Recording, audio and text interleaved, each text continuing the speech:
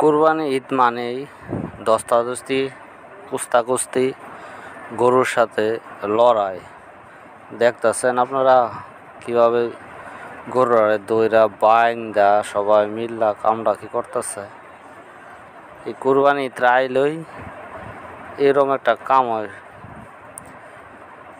দর্শকবৃন্দ, এখন আমরা যাচ্ছি গরুর হাটে, ঐতিহ্যবাহী কোরবানি গরুর হাট আমাদের এখানে।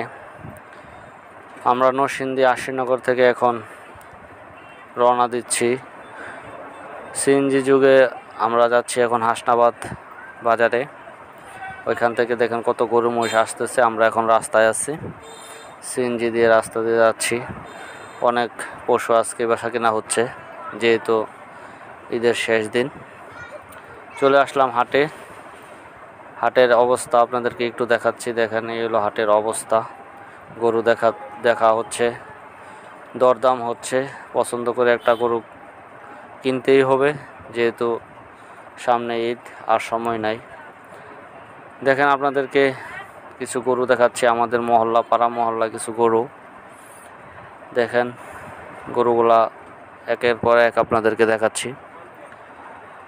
এলাকার কিছু বড় গরু, মোটামুটি এগুলা 2,20,30, কোনোটা 1.5 লাখ, 1,70,80 এরকম দামে ক্রয় করা হয়েছে। একটা মহিষও দেখা যাচ্ছে। পাড়া মহল্লায় গরুর ছাগলের পাশাপাশি মহিষও এবার দেখা যাচ্ছে।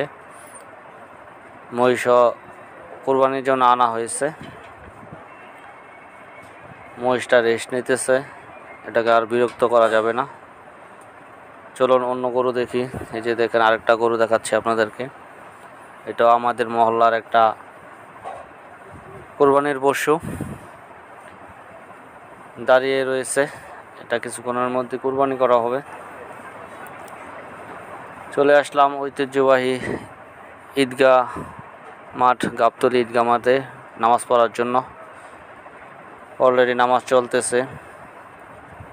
আমরা প্রথম জামাতে নামাজ পড়ে ফেলেছি, আলহামদুলিল্লাহ। এটা দ্বিতীয় জামাত চলতেছে। ঐতিহ্যবাহী গাবতলী ঈদগাহ মাঠে সকাল 7:30টায় এবং 8:30টায় দুইটা জামাত অনুষ্ঠিত হয়। ঈদের নামাজ চলতেছে অলরেডি।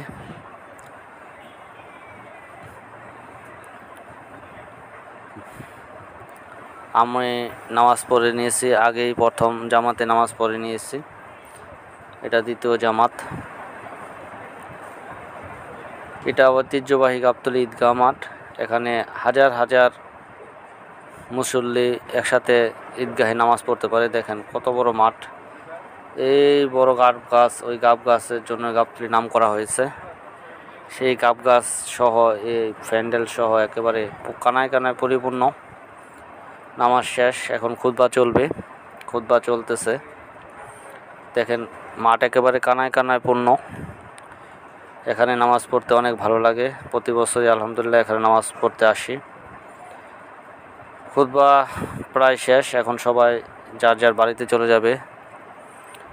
অনেক লোক উঠে যাচ্ছে, এখন বাড়ির দিকে রওনা হবে সবাই।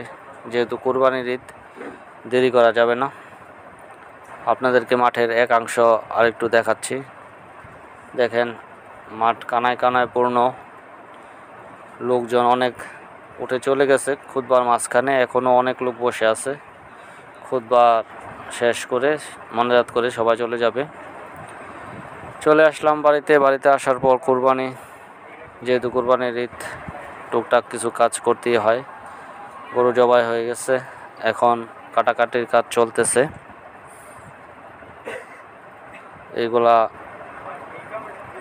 গোস্তগুলা সব কাটাকাটি করার পর এগুলা রান্না করা হবে, তারপর খাওয়া হবে। এই হলো কোরবানির ঈদ। কোরবানির ঈদে আসলে ঘোরাঘুরির সুযোগ নাই, এটা নামাজের পর কাজ করতে হয়।